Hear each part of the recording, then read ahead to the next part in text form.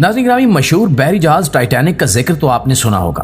1912 में यह जहाज एक बर्फ की चट्टान से टकराने के बाद डूब गया था और आज भी इस जहाज का तबाहशुदा मलबा अटलांटिक ओशियन यानी बहरे क्यानूस में तकरीबन 12,500 फुट की गहराई में मौजूद है। टाइटैनिक के मलबे को देखने के लिए एक आबदोज ने 4 दिन पहले इतवार के रोज अपना सफर शुरू किया था। प्लान के मुताबिक ये तकरीबन 10 से 11 घंटे का सफर था, जिसके बाद इसने वापस आ जाना था। लेकिन सफर शुरू करने के 1 घंटे 45 मिनट के बाद सतह समंदर पर मौजूद अपने जहाज से इसका राब्ता खत्म हो गया, जो अभी तक बहाल नहीं हो सका।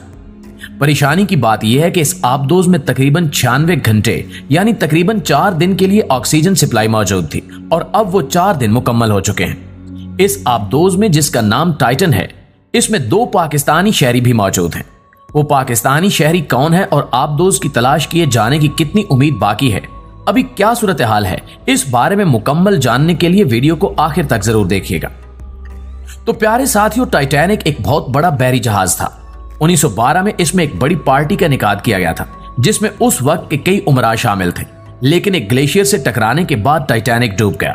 कुछ लोग बचा लिए गए और बहुत सारे डूब गए। इस जहाज का मलबा समंदर की गहराई में सतह समंदर से 12,500 फुट की गहराई में मौजूद है। इतनी गहराई में मुकम्मल अंधेरा होता है, क्योंकि वहां सूरज की रोशनी नहीं पहुंच सकती। वहां ऐसा स्याह घुप अंधेरा होता है कि इंसान को अपना हाथ भी दिखाई नहीं देता।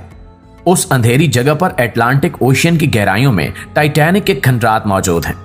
इसके बारे में कहा जाता है कि वहां से आज भी मरने वालों की आवाजें सुनाई देती हैं। ये एक पुरस्कार मुहिम्मा है, जिसकी वजह से कई लोग वहां जाने के ख्वाहिशमंद हैं, लेकिन इतनी गहराई तक ले जाने के लिए चंद आबदोजें ही मौजूद हैं, इसलिए वहां बहुत कम लोग जा पाते हैं।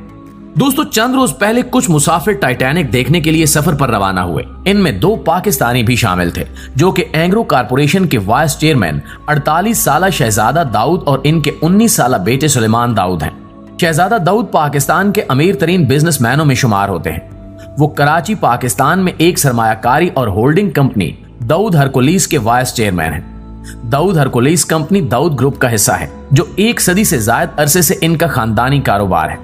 टाइटैनिक तक सफर करने के लिए आबदोज के टिकट की कीमत $2,50,000 है, यानी कि तकरीबन 7 करोड़ पाकिस्तानी रुपए। अब पाकिस्तानी बाप बेटे ने इस सफर के लिए तकरीबन 15 करोड़ रुपए लगा दिए। इससे इनके माली हालात और कारोबारी कामयाबी का अंदाजा लगाया जा सकता है। टाइटैनिक देखने के लिए इन्होंने टाइटन नामी सबमरीन के टिकट खरीदे। यह आबदोज 22 फुट लंबी है और इसकी ज्यादा से ज्यादा कैपेसिटी सिर्फ 5 लोगों की है। एक वक्त में यह सिर्फ 5 लोगों को ही लेकर जा सकती है, यानी कि 1 पायलट और 4 मुसाफिर।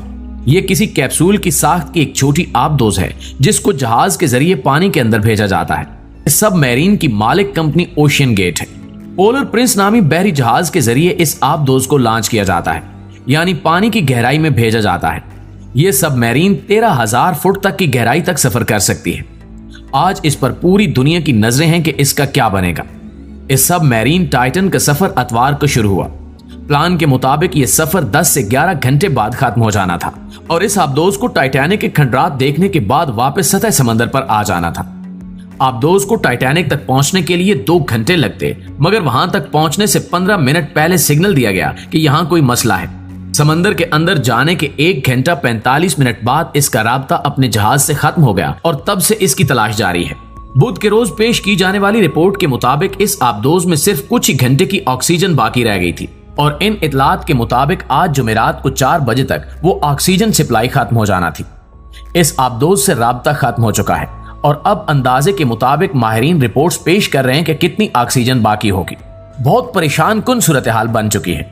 एक तो ये अंदाजे के मुताबिक ना सिर्फ ऑक्सीजन की सप्लाई खत्म हो चुकी है, बल्कि अगर हम उम्मीद रखें कि ऑक्सीजन अभी बाकी होगी, तब भी मुमकिन है कि ये सब मुसाफिर ऐसी जगह पर फंसे हुए हों जहां मुकम्मल अंधेरा है और इस सूरत हाल में इनको पैनिक अटैक्स भी हो सकते हैं, यानी कि ऐसी सूरत हाल में शदीद खौफ के बायस इंसान को दौरे पड़ने लगते हैं।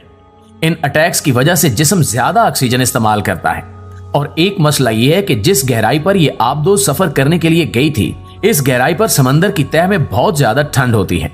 इस तरह की जगह पर मुसलसल रहने से लोगों को हाइपोथर्मिया की बीमारी हो सकती है, यानी कि शदीद ठंड की वजह से इनका जिस्म गलने लगता है।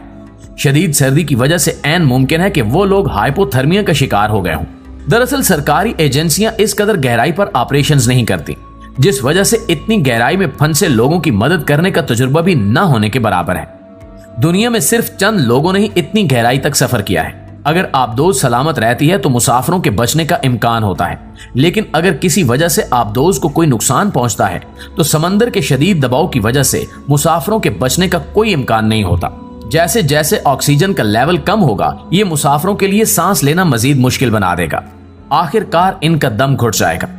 अब जबकि इनकी ऑक्सीजन की सप्लाई भी रिपोर्ट्स के मुताबिक खत्म हो चुकी होगी, तो मुसाफिरों के बचने का चांस तकरीबन 0 है। नाज़रीन गिरामी, इस आबदोज को ढूंढने के लिए ऑपरेशन जारी है। मुसलसल 4 दिनों से इन्हें तलाश करने की कोशिशें की जा रही हैं, लेकिन अभी तक इस आबदोज की सही लोकेशन भी मालूम नहीं हो सकी। सोनार डिवाइसेस इस्तेमाल की गई हैं, जिनसे समंदर के अंदर की आवाजें डिटेक्ट की जाती हैं, लेकिन अभी तक इस आबदोज की सही जगह मालूम नहीं हो सकी। पहले इस आबदोज को डिटेक्ट किया जाएगा, यानी इसकी सही लोकेशन मालूम की जाएगी, और इसके बाद इसको वापस साले समंदर तक लेकर आना एक अलग मुश्किल मरहला होगा। मसला यह है कि दुनिया में बहुत कम ऐसी आबदोजें हैं जो इतनी गहराई तक सफर कर सकती हैं जितनी गहराई तक टाइटन गई है। अब इसको रेस्क्यू करने के लिए ऐसी ही आबदोज चाहिए जो कि इतनी गहराई तक जा सके, लेकिन चूंकि इनकी तादाद बहुत कम है, इसलिए इसे तलाश करने में परेशानी का सामना करना पड़ रहा है। और अगर इसकी सही लोकेशन पता कर भी ली जाए तो ऐसा सामान लाना पड़ेगा जो कि समंदर के अंदर भेजा जाए और वो इस आबदोज को जंजीरों के जरिए वापस निकाल सके। कोशिशें जारी हैं और मुसाफिरों के अहले वतन और खानदान इनकी वापसी के लिए दुआगो हैं। दोस्तों, अब तक कई लोगों की तरफ से यह सवाल भी उठाया गया है कि अटलांटिक ओशियन में ये वो जगह है जहां टाइटैनिक भी डूबा और अब ये आबदोज भी वहां जाकर गुम हो गई और इसका राब्ता भी खत्म हो गया। तो सवाल यह है कि वहां ऐसी कौन सी कुव्वत है या ऐसी क्या चीज है कि जहां जाकर जहाज डूब जाते हैं और इनका राब्ता खत्म हो जाता है। इससे पहले साइंस ने जो ब्लैक होल और बरमूदा ट्रायंगल दरियाफ्त किए हैं, इस तरह की कोई दिलचस्प कहानी यहां भी शुरू होती नजर आती है, जिससे वक्त के साथ ही पर्दा उठेगा। इस आबदोज में पाकिस्तानी शहरियों के अलावा जो लोग मौजूद हैं, इनमें बरतानवी ताजिर हमेश हार्डिंग, फ्रांसीसी एक्सप्लोरर पॉल हेनरी और इस जहाज को चलाने वाली कंपनी ओशियन गेट के सीईओ स्टॉकटन रश भी शामिल हैं।